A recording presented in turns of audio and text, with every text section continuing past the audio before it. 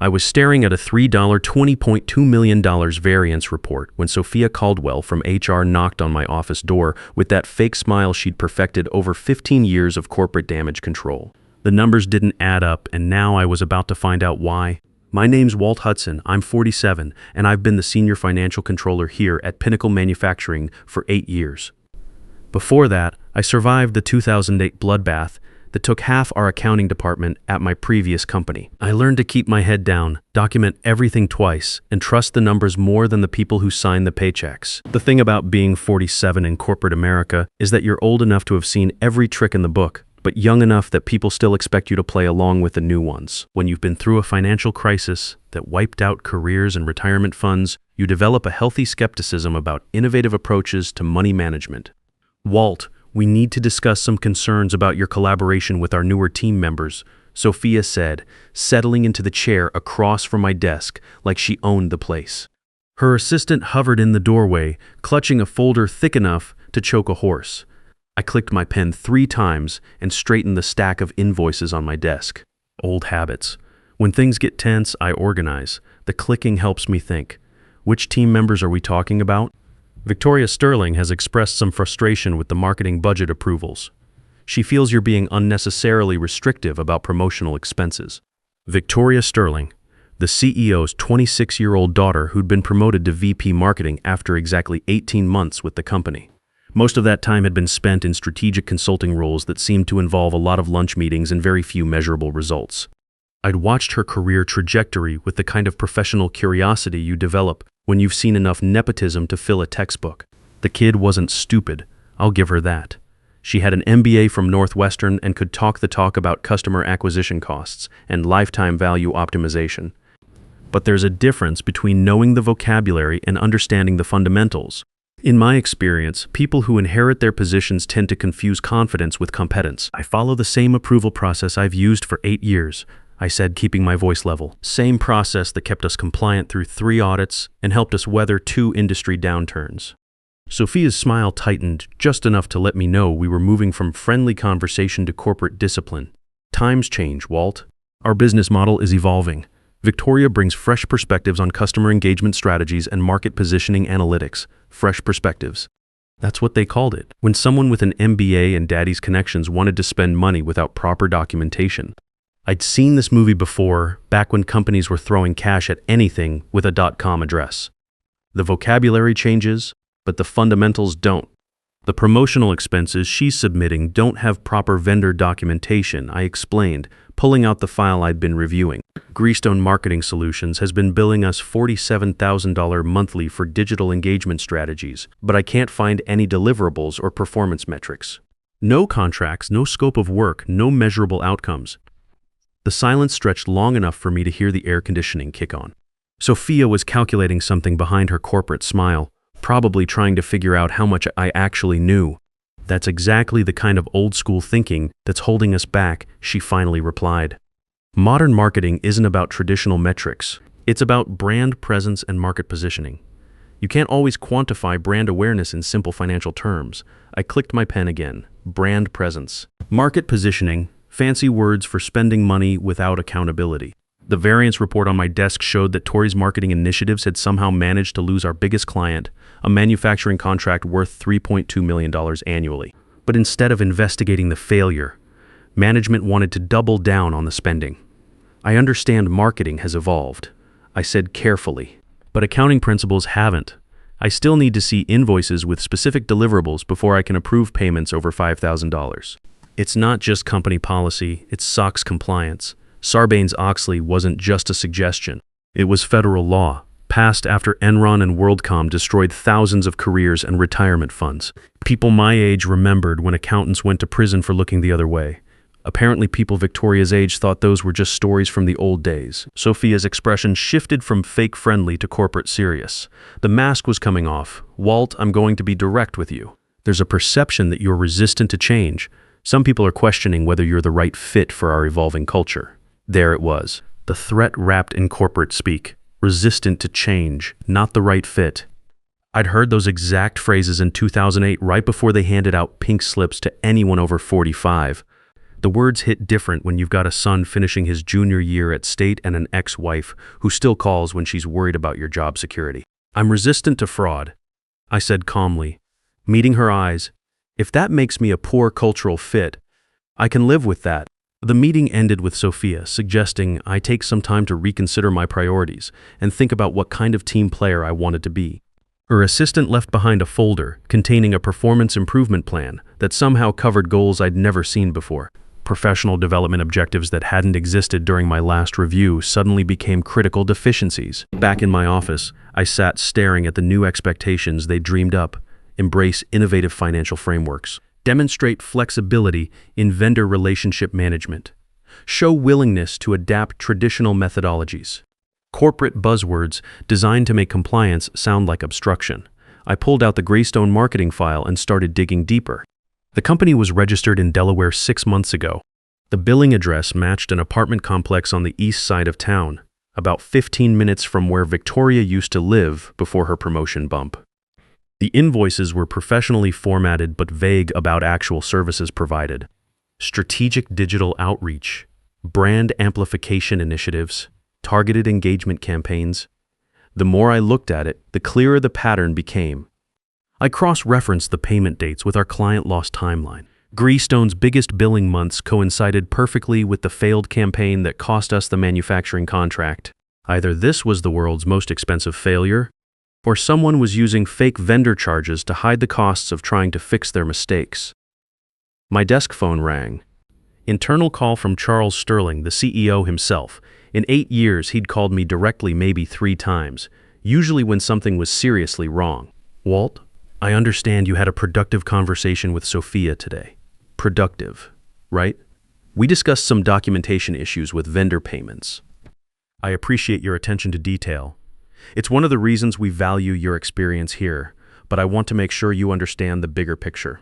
Victoria is implementing some innovative strategies that might not fit traditional frameworks. Traditional frameworks? Like having invoices that actually described what you were buying. Like knowing who you were paying and what you were getting for your money. Apparently, those were old-fashioned concepts. "I'm happy to work with Victoria," I said carefully, choosing each word like I was defusing a bomb. "I just need proper documentation for any payments over $5,000. It's company policy. It's also federal law. Policy can be flexible when it serves the greater good. Victoria's initiatives are critical to our growth strategy. We're in a competitive market, and sometimes we need to move fast. I need you to be supportive." The line went quiet for a moment. Charles Sterling was a smart businessman who'd built this company from nothing over 25 years. He understood profit margins and risk management better than most, but he was also a father protecting his daughter's career. I understood that motivation.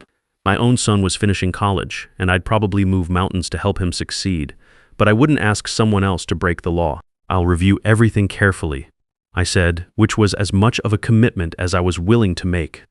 "I hope you will. We're all on the same team here, Walt." After hanging up, I felt that familiar tightness in my chest that I remembered from 2008. The feeling you get when you realize the ground might not be as solid as you thought. When my son calls from college worried about tuition money, or when my ex-wife mentions seeing my company in the business section, I get that same sensation. Like standing on ice that's starting to crack. That afternoon, I made copies of all the Greystone files and took them home. If this was heading where I thought it was heading, I wanted my own documentation. The 2008 layoffs had taught me to keep personal copies of anything that might matter later. Employment lawyers call it contemporaneous documentation. I call it covering your ass. At home in my kitchen, I spread the invoices across my table and started building a timeline. The pattern became obvious pretty quickly. Every major Greystone payment was followed by a corresponding adjustment in our marketing results. It looked like Victoria was using the fake vendor to hide the costs of her failed campaigns. The manufacturing client we'd lost had complained specifically about unprofessional communication and misrepresentation of capabilities in their exit interview. I pulled up the notes from that meeting. The timeline showed this happened right after Greystone's largest payment for something called crisis communication management. Victoria had promised results she couldn't deliver, then used fake vendor charges to cover the costs of trying to fix it. My phone buzzed with a text from my son. "Dad, hope everything's okay at work. Mom said you sounded stressed when she called. Even 3 years after the divorce, Sarah still worried about me. She'd lived through 2008 with me, watched me scramble to find work when half the accounting profession disappeared overnight. She knew what job insecurity did to people our age. We might not be married anymore, but she understood how much I needed this position to stay stable until retirement. I texted back that everything was fine, no point worrying him during finals week. But I started thinking about my emergency fund, my 401k balance, how long I could survive another job search at 47. The math was different now than it had been in my 30s. Fewer companies willing to take risks on experienced hires. More young managers who saw gray hair as a liability. The next morning, Sophia was waiting in my office again. She had that same fake smile, but her assistant was carrying a different folder. Thicker, more official looking. Walt, I have some difficult news. There's been a formal complaint filed against you regarding professional conduct. She handed me an HR document that looked like it had been drafted by lawyers. The complaints were signed by Victoria Sterling and dated yesterday. Insubordination, resistance to modernization, creating a hostile environment for innovative team members, failure to support strategic initiatives. I read through the charges carefully. They were professionally written and completely fabricated. The specific incidents mentioned were twisted versions of legitimate business discussions. My request for vendor documentation had become aggressive questioning of approved strategies. My adherence to financial controls was now inflexibility and micromanagement.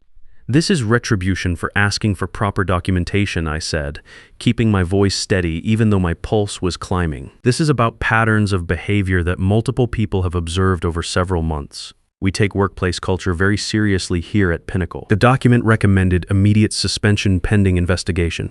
It also suggested I might want to consider a voluntary resignation with a positive reference letter. Clean break, no hard feelings. Just sign here and walk away quietly. I read through the charges one more time, noting the dates and specific allegations. Someone had put serious time into building this case. The incidents they described were real conversations, but twisted beyond recognition.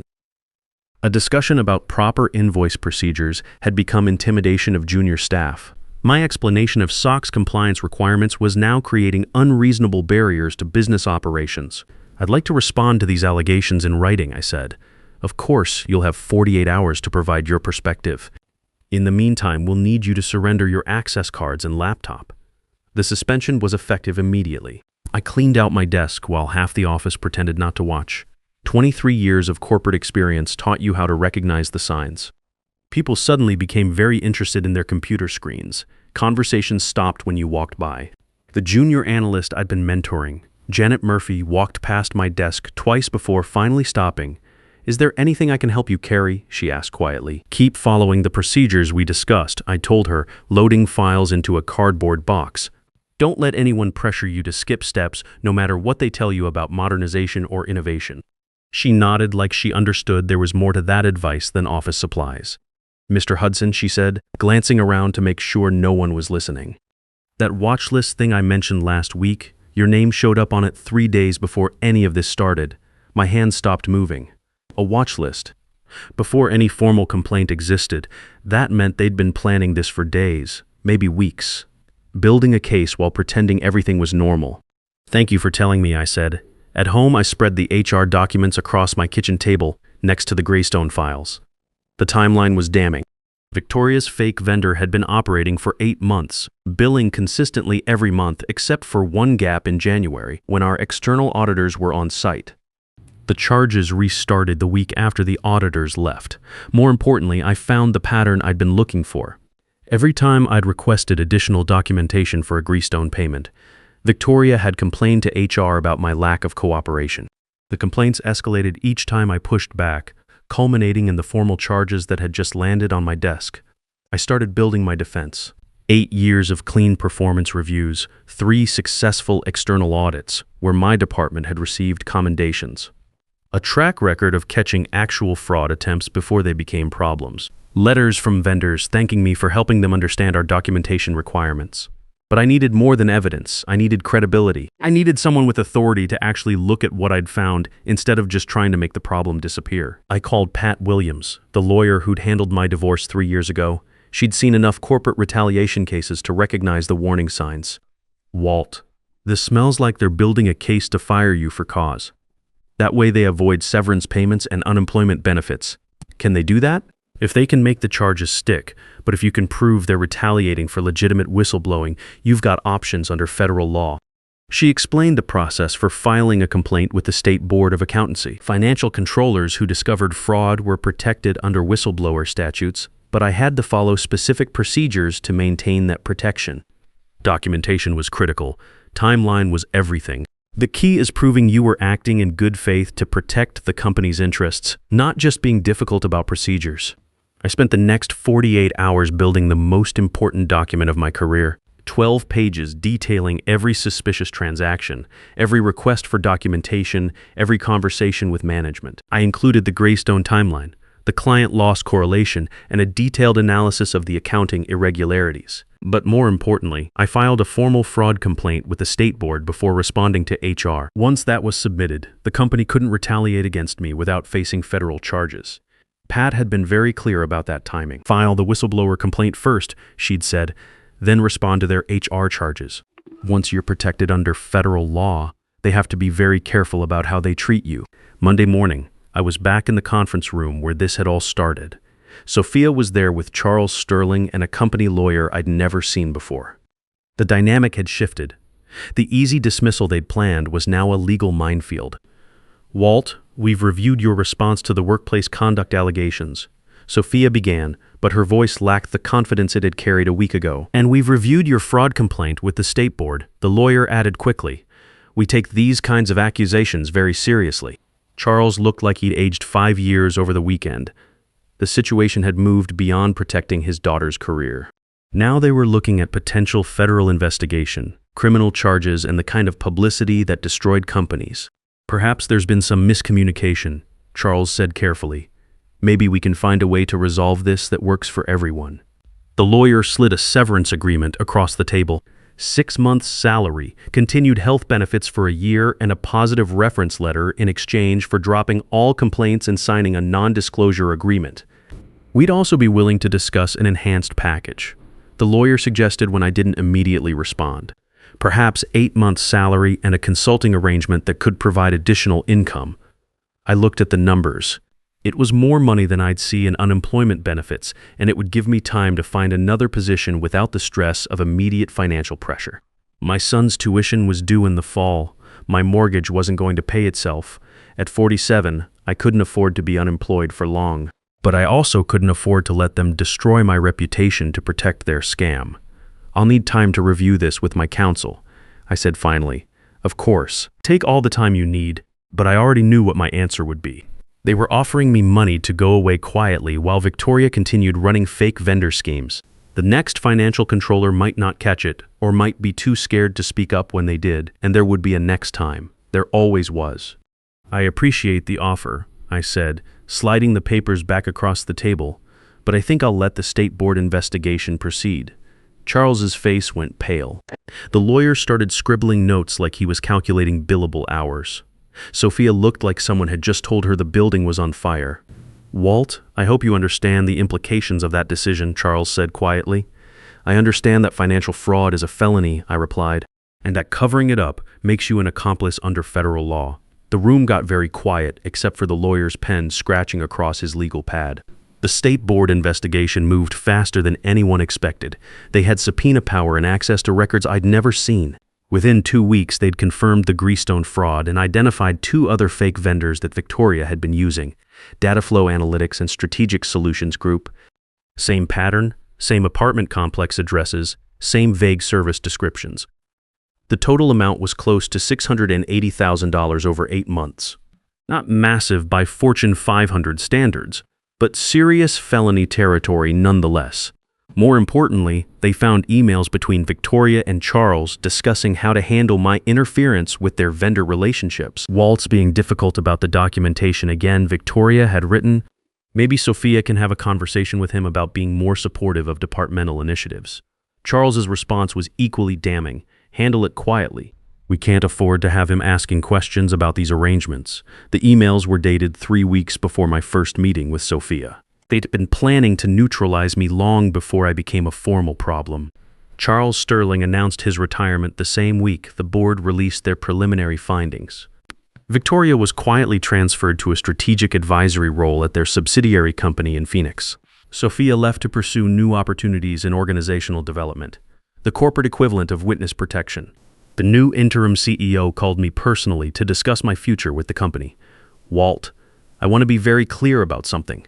What happened to you was wrong. The board of directors has reviewed the entire situation and we're prepared to make this right." They offered me promotion to Director of Financial Controls with a 25% salary increase and direct reporting to the board of directors. No more middle management interference. No more pressure to look the other way.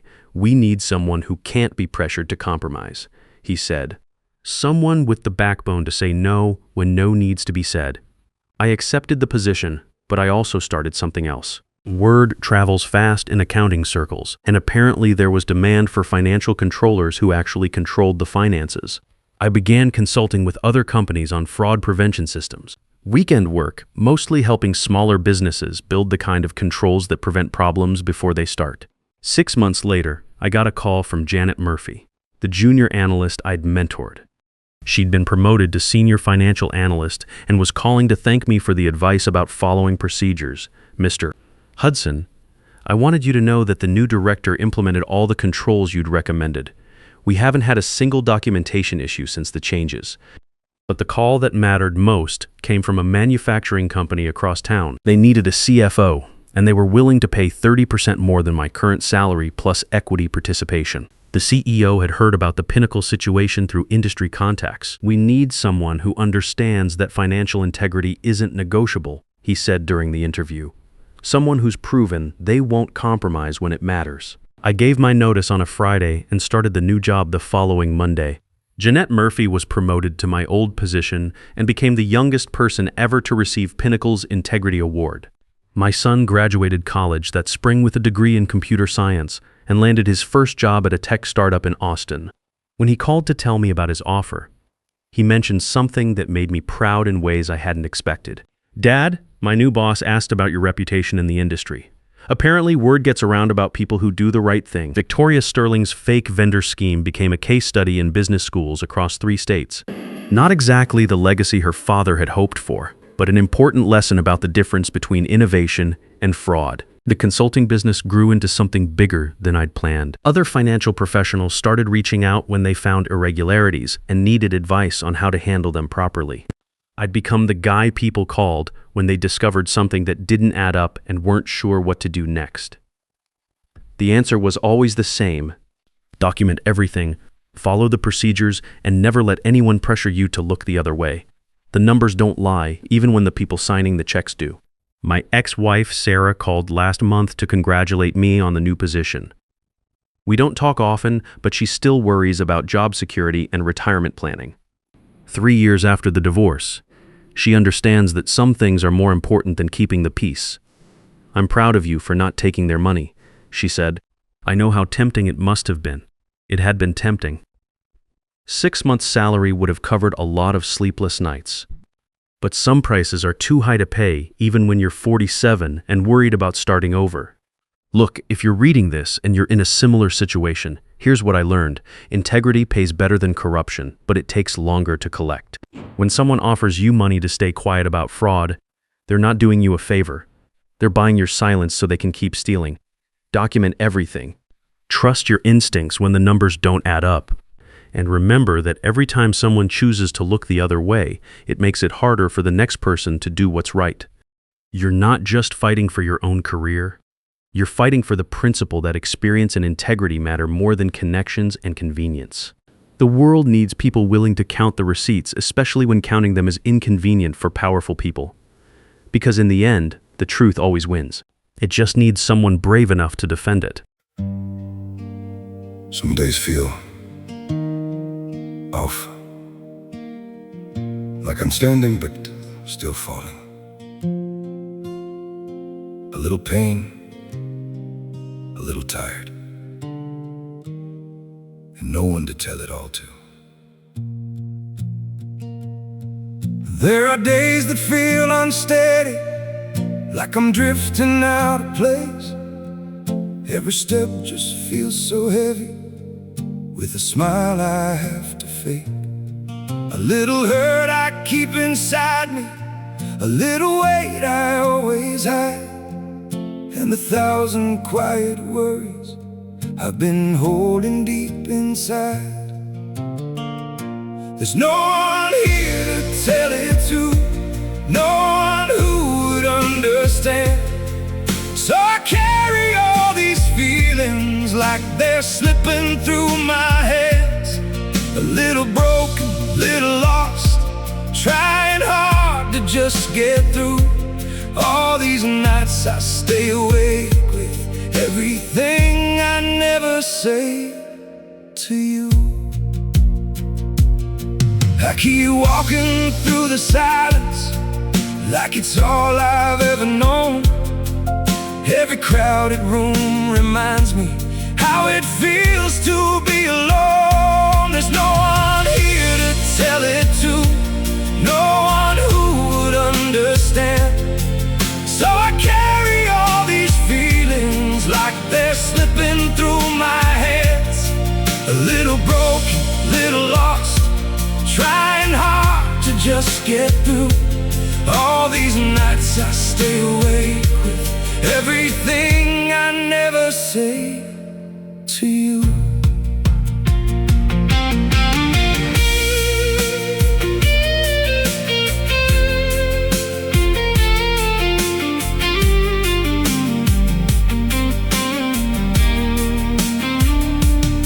Maybe one day I'll be stronger, maybe I'll learn how to speak, but for now I keep it buried in the parts of me too weak. There's no one here to tell it to, no one who would understand. So I carry all these feelings like they're slipping through my hands. A little broken, little lost, trying hard to just get through. All these nights I stay awake with everything I never say to you.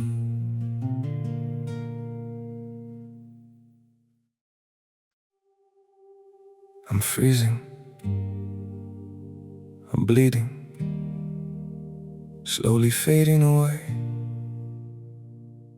But don't worry, I'm fine.